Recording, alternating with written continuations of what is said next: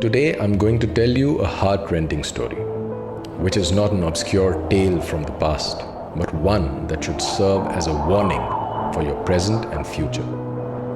This is the story of the thousands of Hindu men and women of Malabar whose agony did not even find a place in the pages of history textbooks.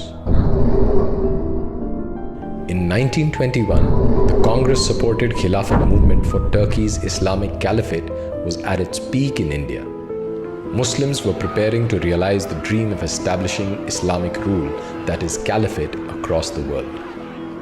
On the one hand, violent slogans to annihilate the Kafirs were being raised in Khilafat meetings, while on the other, Indian National Congress, under the leadership of Mohandas Gandhi, was misleading Hindus with slogans of Hindu-Muslim unity. As if this was not enough, Mohandas Gandhi and Congress were even asking Hindus to contribute funds for the Islamic Khilafat movement. The religious frenzy of Muslims was in full swing. Muslim leaders were continuously touring Islamic countries, appealing to them to launch a military offensive against India so as to subjugate it under the banner of Khilafat. When sensible Hindu leaders like Swami Shraddhanand brought up the issue of jihadi slogans against Kafirs being raised in Khilafat meetings, Mohandas Gandhi smiled and said, "Muslims are only alluding to the British bureaucracy."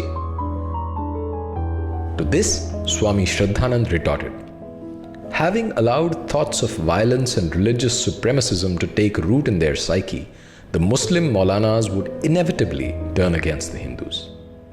Swami Shraddhanand was proven right in no time. Allah Bakhsh, a prominent architect of the Khilafat movement from Punjab, came to Malabar in Kerala.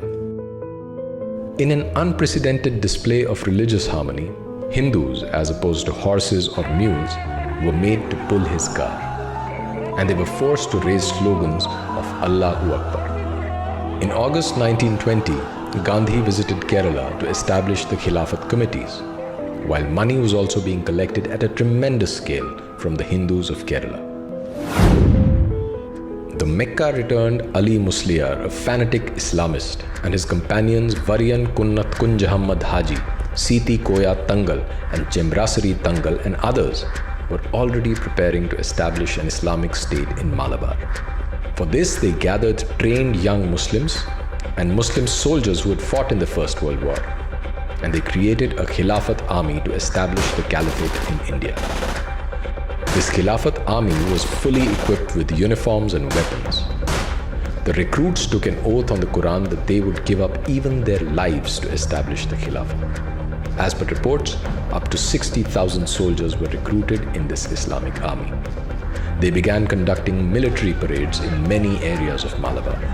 On August 22, 1921, loudspeakers of the Jamaat Mosque declared Malabar to be a part of the Caliphate and Ali Musliar its Islamic ruler. The entire region was thus declared a Sharia-compliant zone. Flags of the Turkish Caliphate were hoisted on buildings. Specially designed daggers called Khilafat Chura were manufactured on a large scale and distributed among the Muslims.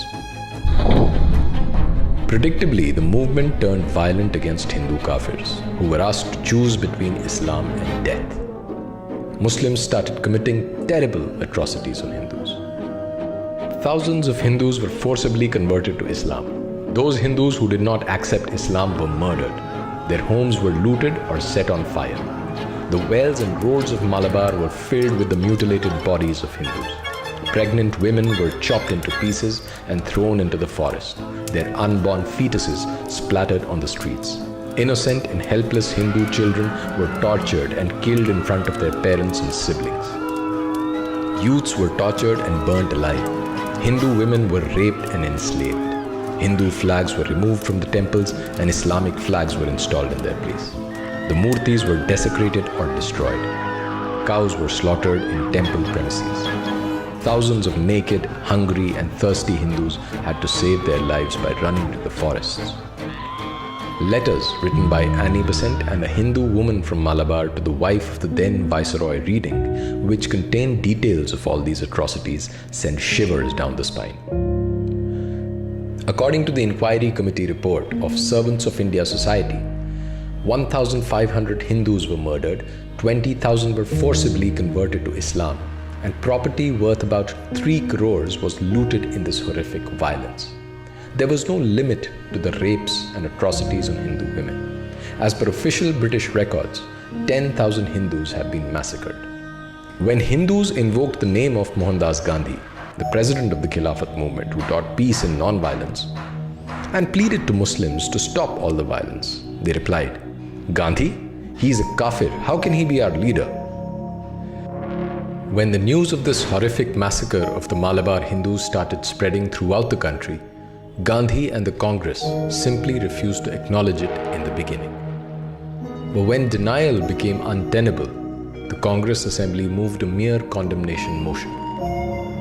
Even this was unpalatable to the so-called nationalist Muslim leaders who openly displayed their fanaticism. Maulana Fakir, Maulana Hasrat Mohani and other Maulanas vehemently opposed the condemnation motion while Gandhi and the Congress completely surrendered to them. Whoever showed concern for the plight of the Hindus and honestly reported the situation was labelled as the enemy of the country and accused of obstructing Hindu-Muslim unity. Mohandas Gandhi blamed Hindus for their own massacre. In his article published in Young India, dated January 26, 1922, Gandhi wrote, "Hindus are not without blame. They have hitherto not cared for the Mopla. They have not treated him as a friend. It is no use now becoming angry with the Moplas or the Musalmans in general."